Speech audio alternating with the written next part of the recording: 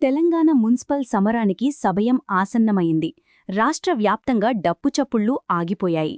ఇప్పుడు అసలు సిసలైన ఓటర్ తీర్పు మిగిలి ఉంది. 116 మున్సిపాలిటీలు, 7 కార్పొరేషన్లు ఈ యుద్ధంలో గెలిచేదెవరు?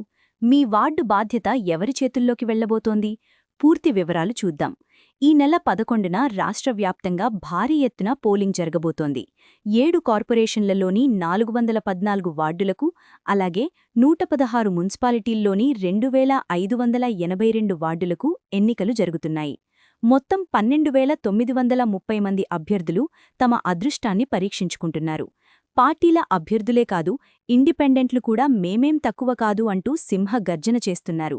ఈ మహాసంగ్రామంలో ఓటు వేయడానికి ఏకంగా 52 లక్షల మంది ఓటర్లు సిద్ధంగా ఉన్నారు. దీనికోసం రాష్ట్ర ఎన్నికల సంఘం ఎక్కడా రాజీపడకుండా 8,203 పోలింగ్ కేంద్రాలను యుద్ధ ప్రాతిపదికన ఏర్పాటు చేసింది. భద్రత విషయంలోనూ పోలీసులు కట్టుదిట్టమైన చర్యలు తీసుకుంటున్నారు. మరి మీ వార్డులో సమస్యలు తీర్చే నాయకుడు ఎవరు?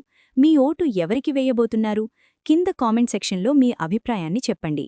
ఇలాంటి లేటెస్ట్ అప్డేట్స్ కోసం వెంటనే కొలుగూరి 24/7 న్యూస్ టీవీని సబ్స్క్రైబ్ చేసుకోండి.